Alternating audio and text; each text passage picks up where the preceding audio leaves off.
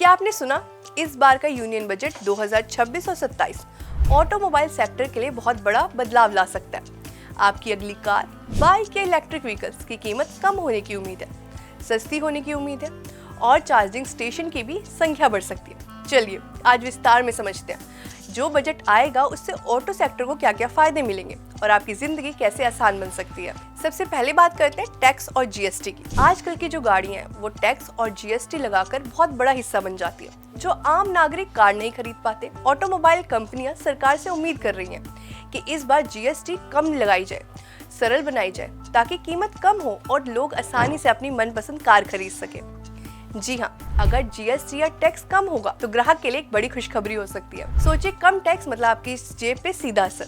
आप नई कार और बाइक आसानी से खरीद पाएंगे, जिससे ऑटो इंडस्ट्री को भी फायदा मिलेगा, मतलब मांग बढ़ेगी। इलेक्ट्रिक व्हीकल सेक्टर में भी बढ़ोतरी की उम्मीद है। अब बात करते हैं सबसे चर्चित विषय की, इलेक्ट्रिक व्हीकल यानी ईवी सेक्टर। भारत ने साफ कह दिया, हरा भरा भविष्य बनाना है तो ईवी वाहनों को सपोर्ट करना पड़ेगा, उन्हें बढ़ावा देना पड़ेगा। ऑटो कंपनियां और विशेषज्ञों को उम्मीद कर रहे हैं कि इस बार का जो बजट आएगा, सरकार खास तौर पर ईवी सेक्टर पर ध्यान दे, उनके लिए नई उम्मीदें बनाए और साथ ही साथ नेटवर्किंग तेज करें, जिससे इलेक्ट्रिक कार के इलेक्ट्रिक चार्जर्स हर हाईवे पे लगाए जाएं।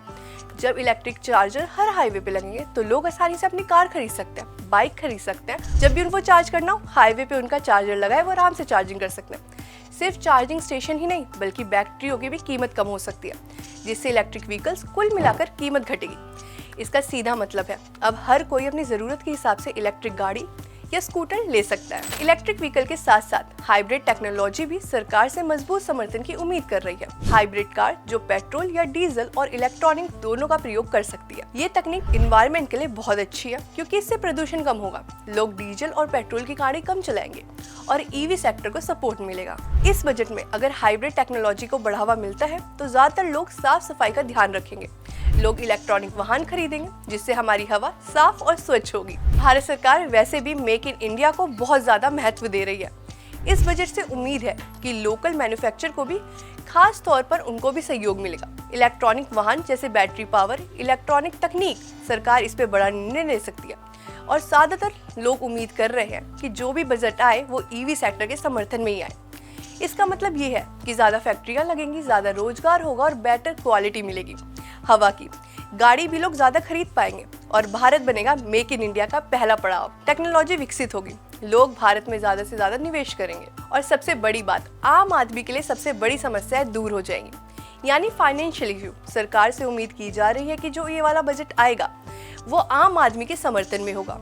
छोटे शहरों में भी लोग गाड़ी आराम से खरीद पाएंगे, सस्ती ईएमआई, सस्ती योजना और साथ ही साथ ब्याज में भी राहत मिलेगी।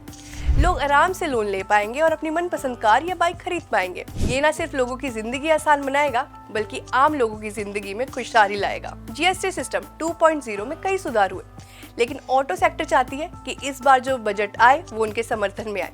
व्हीकल्स ईवी चार्जिंग को सरकार सपोर्ट करे और ईवी चार्जिंग को 2026 में सबसे ज्यादा महत्वपूर्णता दी जाए। ये छोटा और बड़े निवेश दोनों के लिए फायदेमंद है। हमारी नई टेक्नोलॉजी बढ़ेगी, लोग ज्यादा से ज्यादा इलेक्ट्रिक कार खरीदेंगे, जिससे हमारे देश का पोल्यूशन कम होगा। आम जनता भी चाहती है कि उनको इस बार बजट से थोड़ी बहुत राहत मिले। जो गाड़ी लेने का वो प्लान बना रहे थे, इस बार वो गाड़ी आराम से ले सके। अब सवाल ये है कि 1 तारीख को जो बजट आ रहा है उसमें क्या क्या उम्मीद की जा सकती है। जो उम्मीद की जा सकती है वो हमने आपको बता दी। अगर जो हम उम्मीद कर रहे हैं सरकार ने वही बजट दिया तो आपके लिए खुशहाली है। इलेक्ट्रिक कार खरीदना है तो बहुत आसान ही हो जाएगा।